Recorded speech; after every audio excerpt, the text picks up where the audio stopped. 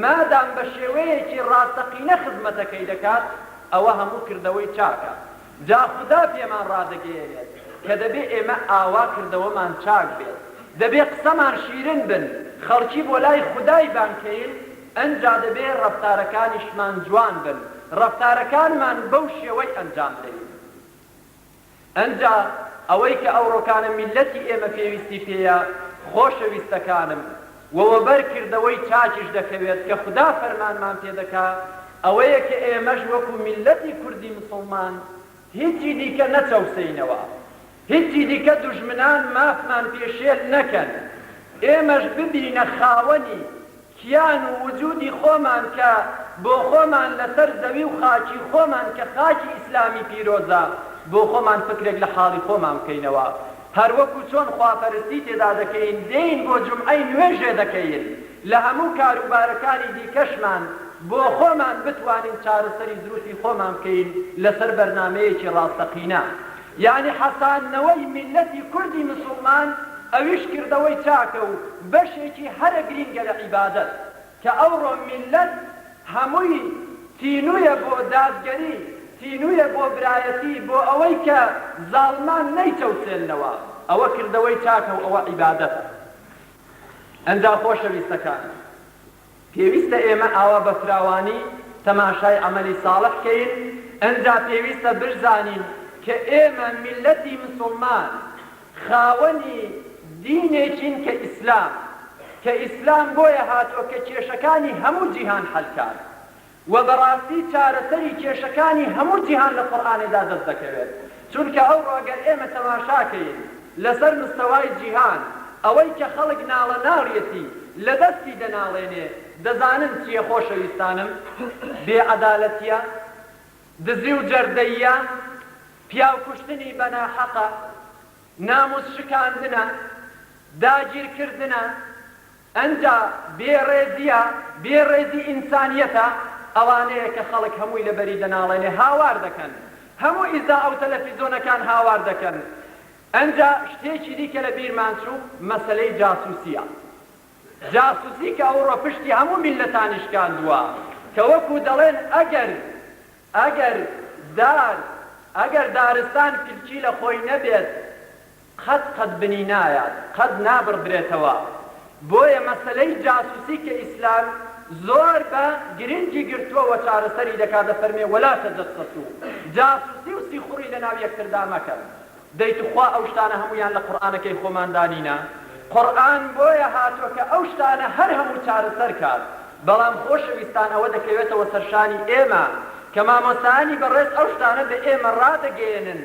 ئێمەی مسڵمان پێویستی سەرشانمانە کە ئەو شتانە ئەنجام دەین، کە هەر کەسە لە خۆمانەوە دەست پێ بکەین، پێشێ خۆمان چاکەین، ئەنجا ماڵ و منداڵی خۆمان چاکەین، ئەنجا دەر و جیرانمان چاکەین، ئەنجا کۆمەڵەکەمان بە تێغڕا چاکەین، ئەنجا ئافرەتەکانمان لە سەرشانیان پێویستە کە ڕۆڵەی بە ئەخلاق، ڕۆڵەی دەستپاک و داوێن پاک، ڕۆڵەی زوبان پاک و دڵ پاک پێشکەشی کۆمەڵەکەیان بکەن کە بەڕاستی ئەرکی دایکایەتی لە سەرشانی ئافرەت گەورەترین ڕێزە کە خوددا لە ئافرەتی ناوە.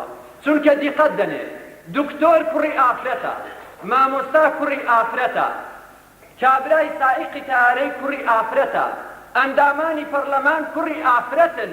دەی ئافرەت ئەتۆش لەسەرت پێویستە کە بە جوانترین شێوە، بەو شێوەی کە خوا فەرمانی پێکردووی، منداڵی دەستپاک و داوێن پاک پەروەردەکەی بۆی کۆمەڵەکە لەبەر دەستیان بحەسێتەوە. ئەنجا پێویستە ئینسانی مسڵمان هەر مەسەلەیەک کە لە ئارادا هەیە لێی شارەزا بێ، چونکە پێغەمبەر عەلەیهی سەڵات وەسەلام هەر شتێکی کە هەبوایە ڕۆژانی جومعە کە کۆبوونەوەی هەفتانەی مسڵمانانە پێی ڕادەگەیاندن.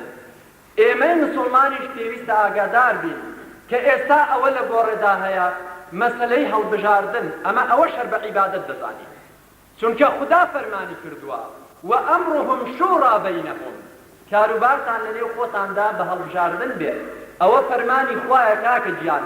بەڵام لە یەکتر لە فێڵێ نەبین، بەڵام ئەو میلەتە بۆ خۆی بە ئازادانە نوێنەری ڕاستەقینەی خۆی هەڵبژێرێت و ئەوانیش بەزەیان بە میلەتەکەیدا بێتەوە، بزانن عەقیدە و بیرروباوەڕی ئەو میلەتەی چییە.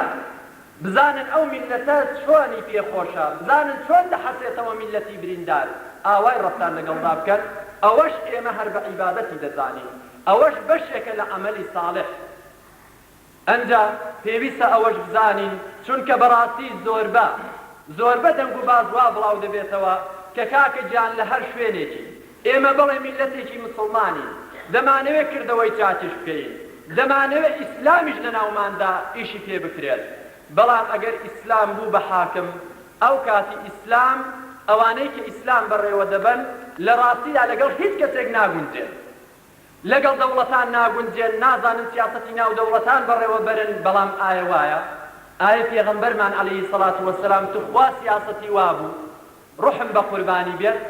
نەخەیر، کاغەزی دەنات بۆ هیرەقلی ڕۆم، کاغەزی دەنار بۆ مقەوقەس، کاغەزی دەنار بۆ فڵان و فیسار، پەیوەندی نێو دەوڵەتانی لەگەڵدا دەبەستن، بەڵام بە شێوەیەکی پەیوەندی لەگەڵ دەبەستن کە زەرەدی نەبایە بۆ ئەو میلەتەی، بۆ ئەو دەوڵەتەی، نەهات بانزەڕبەیان لەو خاک و نیشتیمانەی نەدابە، زەرەدی لە عەقیدە و بیر و باوەڕی مسڵمانان نەدابە. ئێمەش لە ڕاستیدا پێویستە ئەوەی بزانین کە ئێمە دەتوانین دۆستایەتی لەگەڵ هەموو کەسێکی دابکەین لەسەر مستەوای دەوڵەتان، لەگەڵ جیرانەکاندا لەسەر مستەوای دەوڵەت. دەتوانین ئێمە مسڵمانان بەرنامەکەمان وامان پێ دەڵێت کە ئێمە شتیشیان لێوەرگرین و لەسەر ئەو شتانەی کە یارمەتی ئەو میلەتە مەزڵومەی دەدەن سوپاسیشیان دەکەین. بەڵام ئەگەر خوا نەخواستا زەرەدێکمان لێدەن، ئێمە هەر کەسێک زەرەدمان لێدا ئەگەر برای خۆشمان بێ قبوڵمان نییە. هەروەکو چۆن ڕازی نینە کە ڕژێمی دیکتاتۆری سەددام زەرەدمان لێدا جارێکی دی مافمان پێشێت کاتەوە، بە هەمان شێوە ئەگەر برای خۆشمان هەر کەسێکی دیکە زەرەدمان لێدا ئێمە قبوڵ ناکەین. بەڵام هەر کەسێک یارمەتیماندا ئێمە سوپاسی دەکەین بە پێخۆشحاڵیەوە، و ئەگەر ئیشێکیان بە ئێمە بێت بەس دەستمان نەکەوێتە ژێرباریان و زەرەد و میلەتی مسڵمانی خۆمان نەکەوێت، ئێمە هاوکاریشان لەگەڵ دەکەین. چاک بزانن ئەوە سیاسەتی ئیسلامیە. وا دەزانن ئەگەر ئیسلام بۆ حاکم دەڵێ دەی کاکە جابێنە ئەوەی بکوژە، دەگەڵەوی شەڕی بەرپاکە، لەگەڵەوی وا بڕۆ، نەخەی کاکە جانوانیە. هەتا ئەگەر کەسانێک لە نیشتیمانی ئیسلامیدا هەبن، ئەگەر حکمی ئیسلام بەڕێوە بچێت، معلومی مامۆستایانە و بۆشیان باس کردوونە، ئەگەر کابرا لەسەر دینێکی دیکە بێت، ئێمە لەسەرمانەکە ڕێزیشی لێ بنێین. ئێمە دەبێ مافیشی پارێزراو بێت، دەبێ ئەگەر هجوم هاتە سەر دیفاعیشی لێ بکەین، دەبێ بە چاوی ڕێزیشەوە تەماشایکەین. ئەوە سیاسەتی ئیسلامی کاکە گیان. ئێمە بەس دژی ئەو کەسانەین کە شەڕمان لەگەڵدا دەکەن، بەس دژی ئەو کەسانەین کە میلەتمان دەسەوسێننەوە، بەس دژی ئەو کەسانەین کە فەرهەنگی میلەتمان تێک دەدەن، کە میلەتمان بێ ئەخلاق دەکەن، کە میلەتمان والێ دەکەن کە بیپڵیشێننەوە.